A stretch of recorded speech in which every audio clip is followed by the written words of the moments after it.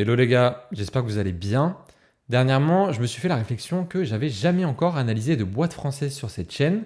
Et c'est pas bien parce que en France aussi, on a des entreprises de qualité. Donc on va remédier à ça aujourd'hui en parlant de GTT, une société qui conçoit des systèmes de confinement à membrane pour le transport et le stockage du gaz naturel liquéfié. GTT, c'est une société qui a absolument tous les atouts d'un très bon business, une excellente rentabilité du capital, une forte croissance, de très belles marges, une faible intensité en capital. Et ça s'explique par le fait qu'il y a 60 ans, ils ont mis au point une technologie qui est depuis 25 ans la meilleure technologie sur le marché, qui leur permet depuis des années de rafler presque toutes les commandes de méthaniers. On peut parler de monopole à leur sujet. Donc la question à laquelle on va essayer de répondre aujourd'hui, c'est est-ce que le moat de GTT est assez solide pour protéger ses fondamentaux encore longtemps? J'en profite pour vous dire que j'adore faire ces analyses de moat, mais ce sont des vidéos qui me demandent plus de travail et forcément plus de temps. Donc si vous appréciez ce genre de contenu, pensez bien à mettre un like et à vous abonner à la chaîne, ça m'aide vraiment beaucoup. Avant de commenter les différents types de moat, il faut expliquer ce que fait l'entreprise exactement et pourquoi on peut parler de moat à son sujet. Pour transporter le gaz naturel entre les pays producteurs et les pays consommateurs, il y a deux options. Soit par gazoduc pour les échanges régionaux, ou soit par voie maritime en le transformant en gaz naturel liquéfié, en GNL, puisque quand il est liquéfié, le gaz occupe 600 fois moins de place que quand il est dans un état gazeux. Pour le liquéfié, il est stocké à une température de moins 163 degrés Celsius dans des usines cryogéniques. Et donc pour le transport, les navires qu'on appelle des méthaniers ont des cuves cryogéniques qui permettent de le maintenir à cette même température. Pour comprendre l'avantage de la technologie développée par GTT, il faut comprendre qu'il y a deux grands types de méthaniers. Avant les années 2000, les méthaniers les plus répandus, ce sont les méthaniers à cuve, qu'on appelle aussi type MOS, du nom de la société norvégienne MOS Maritime.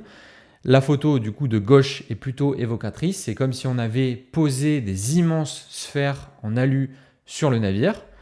Mais depuis les années 2000, il y a eu un basculement vers une autre technologie qui s'est imposée, ce qui a permis de démocratiser les méthaniers à membrane. Vous voyez que ceux-là n'ont pas la même apparence. Les cuves à membrane, elles épousent complètement la coque du navire. On voit très bien sur ce schéma en particulier. Ça permet de stocker beaucoup plus de gaz sur un bateau de même taille.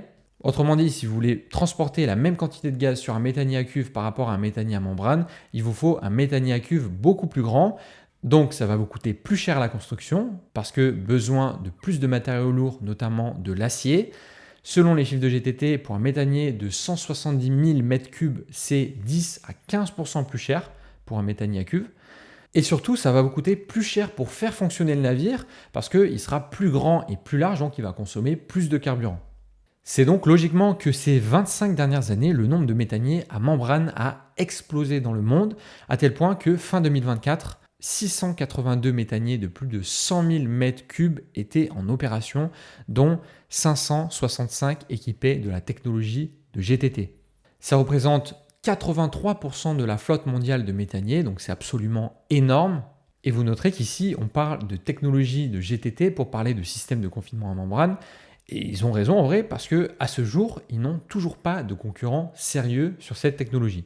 Et il y a un chiffre qui illustre parfaitement le fait qu'il règne en maître sur ce segment de marché, c'est celui qui est en début de paragraphe. Entre 2015 et 2024, sur les 578 grands méthaniers commandés à l'échelle mondiale, 566 utilisent ou utiliseront les systèmes de confinement de GTT. Ça fait une part de marché proche des 100% sur les 10 dernières années. Et ça veut dire que jusqu'à présent, ils ont été parfaitement capables de défendre leur château économique, entre guillemets.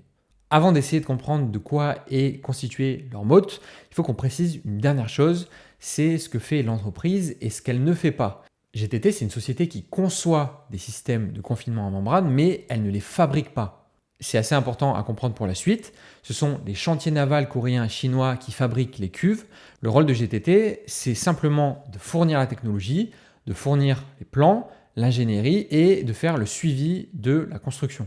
Et tout ça, ça a deux grandes conséquences. La première, c'est en termes d'intensité capitalistique, puisqu'ils n'ont pas besoin d'avoir les mêmes infrastructures de production que les chantiers navals, c'est assez logique.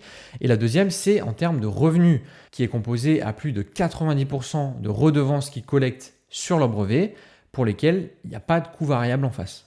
On peut maintenant passer à l'analyse de mots. On va commencer par ce qui constitue le cœur de leur avantage compétitif, les actifs incorporels. Alors, il y en a plusieurs sortes chez GTT, donc on va passer plus de temps sur cette partie. Et on commence avec le premier élément qui est assez straightforward, c'est la protection que leur offre leur portefeuille de brevets. On vient de le dire, plus de 90% de leurs revenus, ce sont des redevances qu'on leur paye pour utiliser leur technologie brevetée.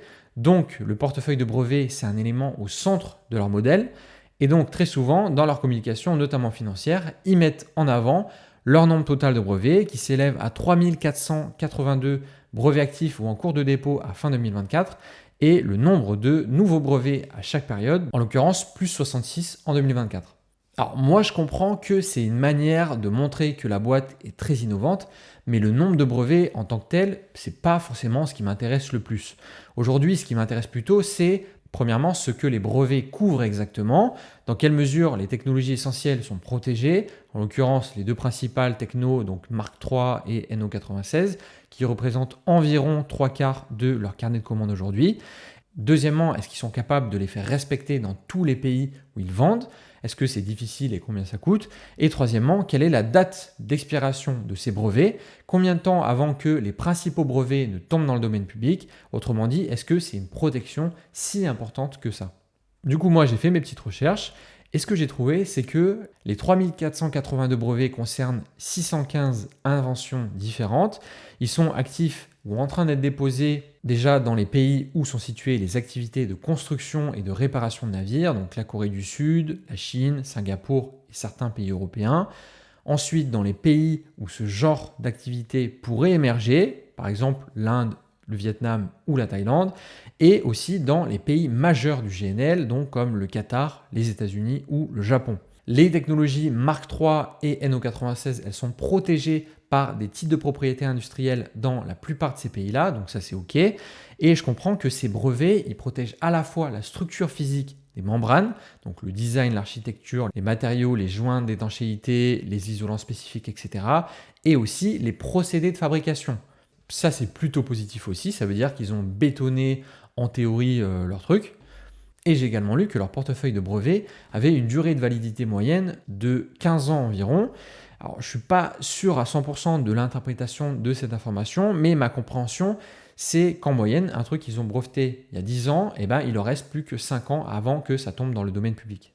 Par exemple, le brevet sur leur technologie Mark III Flex, qui représente aujourd'hui environ 60% de leur carnet de commandes, il devrait être proche de l'expiration aujourd'hui, si tant est que le brevet a été déposé à une date proche de la date de lancement, donc en 2011. Et donc, en théorie, dans les prochaines années, la technologie pourrait être utilisée en toute légalité par un chantier naval sans que ce dernier soit obligé de payer la redevance sur le brevet à GTT. Mais, parce qu'il y a toujours un mais, heureusement pour GTT, c'est pas aussi simple que ça. Alors, premièrement, comme pas mal de sociétés dans son genre, GTT a une stratégie d'empilement des brevets, c'est-à-dire qu'elle actualise régulièrement son portefeuille avec des brevets de seconde génération, de troisième génération sur certains éléments, puisqu'elle continue à innover.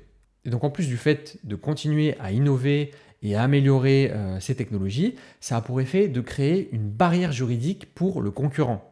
Disons que le brevet principal de première génération expire, le périmètre va rester miné entre guillemets de brevets secondaires. Le brevet principal, c'est qu'une pièce du puzzle.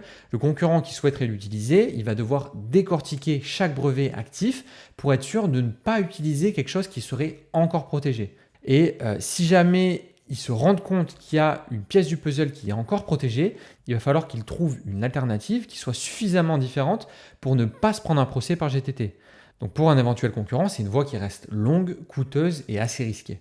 Et deuxièmement, et ça nous fait une transition parfaite pour la deuxième brique des actifs incorporels, il y a un argument qui est de dire que sans le savoir-faire accumulé et protégé pendant plus de 60 ans chez GTT, il n'est pas possible de reproduire une technologie avec les mêmes standards de qualité, quand bien même vous avez les plans et tout un tas d'informations. Et c'est vrai que quand on lit le rapport annuel et quand on écoute le management parler, on sent que chez GTT, on est fier de son expertise et qu'il y a un soin tout particulier à la conserver au sein de l'entreprise, limite comme un secret. Ça passe par la protection et la vigilance concernant les documents de travail, les informations techniques échangées en interne, etc. Mais aussi par des grosses clauses de confidentialité qu'ils insèrent dans tous les contrats de licence et d'assistance technique qu'ils ont avec leurs clients, qui doivent être respectés pendant la durée du contrat et pour les 10 ans qui suivent la fin du contrat. Cette richesse en termes de savoir-faire, elle va de pair, je trouve, avec une notion un peu plus large qui est la notion de réputation. GTT est assez peu connu du grand public, mais ils jouissent d'une très très bonne image dans leur industrie. Ils ont un track record de plus de 60 ans et ça a commencé avec Technigaz et Gaz Transport dans les années 60, donc ça ne date pas d'aujourd'hui. Leurs systèmes de confinement à membrane sont les meilleurs produits du marché. Ils sont reconnus pour leur fiabilité, leur sécurité et leur durabilité. Et ils ont construit au fil des années une relation durable avec les grands chantiers navals coréens et chinois notamment, même si ce point-là, il est quand même à nuancer parce que les tentatives de concurrence, elles viennent aussi de ces entreprises-là. Mais si demain, il n'y a plus de brevets du tout pour GTT, je pense personnellement qu'une majorité de chantiers navals avec qui ils travaillent aujourd'hui continuerait à faire du business avec eux pour une raison assez simple, c'est que les chantiers navals, eux aussi, sont en concurrence les uns avec les autres, et eux aussi, ils ont des clients, que ce soit des armateurs ou des sociétés pétrolières et gazières, et ces clients-là, ils veulent des navires opérationnels le plus longtemps possible et constitués de technologies éprouvées. La dernière brique des actifs incorporels, c'est peut-être mon élément préféré, ce sont les certifications réglementaires qu'a obtenues GTT pour ses produits. C'est une barrière à l'entrée du marché qui est extrêmement efficace. Et là, ce qu'il faut avoir en tête, c'est que les méthaniers, ce sont les navires les plus sophistiqués de la marine marchande pour une raison assez simple, c'est le risque d'explosion en cas de fuite de gaz. Et pour éviter ce genre de gros problèmes, les méthaniers sont beaucoup plus complexes techniquement que les autres navires. Il y a notamment la gestion de la cryogénie, de l'isolation de la cuve et de l'évaporation, par exemple. Et de fait, ils ont une réglementation beaucoup plus stricte que les autres navires, même par rapport aux tankers. Donc, avant de pouvoir vendre une nouvelle technologie de confinement du GNL, il faut être compliant avec toutes les règles et réglementations applicables, notamment le Code international des transporteurs de gaz, IGC, et les normes de l'Organisation maritime internationale, l'OMI. Et pour prouver qu'on est compliant, il faut se faire certifier par des sociétés de classification, celles qu'on voit en bas à gauche de la slide, les ABS, Lloyds, Bureau Veritas, DNV, etc. La subtilité, c'est que c'est un processus extrêmement long, ça va durer plusieurs années et fastidieux.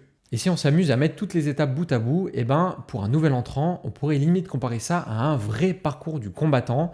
Donc premièrement, on a la conception de la technologie de confinement qui doit être compliant avec la réglementation. Deuxièmement, on a la phase de test et la création d'un prototype à échelle réelle. Et là, on ne parle pas de produits de petite taille, donc c'est un peu plus compliqué que ça. Et donc juste pour que ces deux premières grandes étapes soient concluantes, on est déjà sur plusieurs années de recherche et développement. Ensuite, une fois que la techno est prête, il faut passer par la case certification réglementaire. Donc concrètement, il faut constituer et soumettre un dossier technique très détaillé qui va être évalué par la société de classification selon ses propres critères.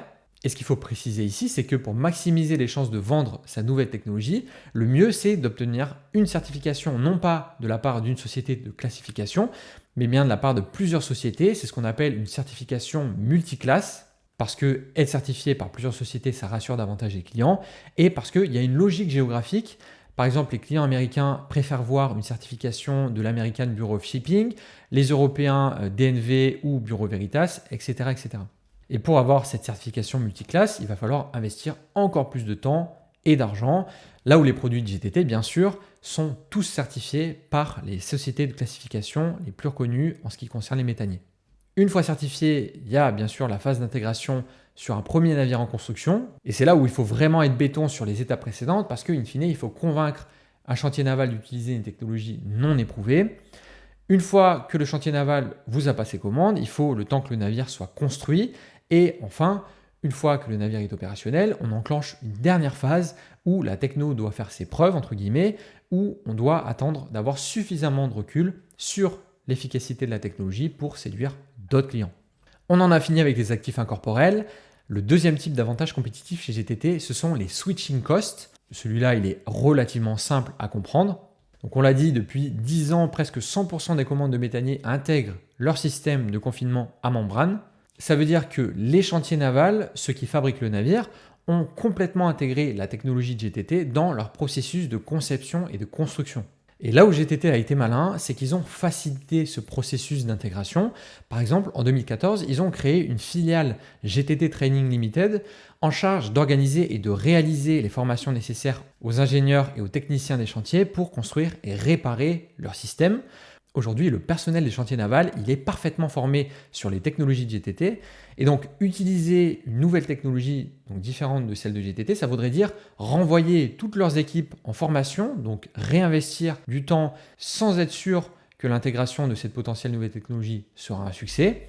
Et donc, il y a un vrai coût au changement de technologie pour le client, d'autant plus que le chantier naval ne travaille pas seul. Il y a tout un écosystème de sous-traitants et de fournisseurs derrière qui sont calibrés sur les systèmes de GTT quand ça concerne la cuve du méthanier.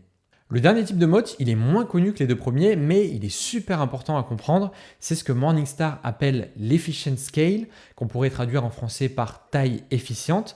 Et l'idée derrière ça, c'est de dire que GTT opère sur un marché très spécifique où la demande n'est pas assez importante pour qu'il y ait plusieurs acteurs rentables.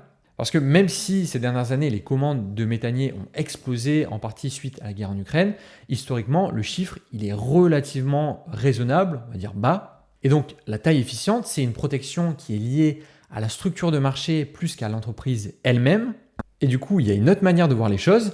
Si on est actionnaire long terme de GTT, il faut souhaiter à la fois que le GNL joue un rôle relativement important dans le mix énergétique des 20-30 prochaines années pour que GTT continue à avoir une belle croissance, mais à la fois il faut aussi espérer que le marché ne grossisse pas trop vite non plus parce que ça pourrait attirer les convoitises et fragiliser leur motte. C'est un peu contre-intuitif, mais actuellement le ratio risk-reward pour un nouvel entrant il n'est pas ouf, mais si le gâteau il venait à devenir plus gros, alors ça pourrait s'inverser.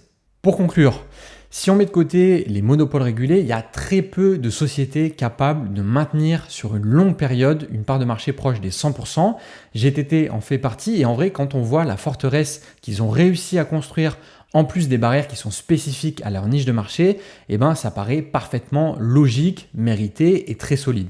Ça va bien plus loin que de simplement détenir des brevets sur la meilleure technologie qui existe sur le marché. Il y a vraiment un effet de verrouillage industriel qui repose sur plusieurs éléments dont on a parlé aujourd'hui. L'intégration de leurs produits au sein des chantiers navals, leur track record de plus de 60 ans et les protections réglementaires. Et tout ça fait que c'est un véritable parcours du combattant pour les potentiels nouveaux entrants. Personnellement, si j'ai des doutes sur GTT, ce ne serait pas vraiment sur leur avantage compétitif, mais plutôt sur leur extrême dépendance à l'avenir d'une seule source d'énergie, le GNL. Je ne sais pas ce que vous en pensez, n'hésitez pas à me donner votre avis en commentaire. Est-ce que vous êtes convaincu ou non par la solidité du moat? Si vous êtes actionnaire, quel horizon d'investissement vous vous êtes fixé? GTT, c'est une société super intéressante sur laquelle il y a beaucoup de choses à dire, donc faites-moi savoir en commentaire si vous voulez d'autres vidéos sur le sujet. Je vous remercie d'être resté jusqu'à la fin de la vidéo. N'hésitez pas à mettre un like et à vous abonner, ça m'aide beaucoup. On se dit à la prochaine. Ciao!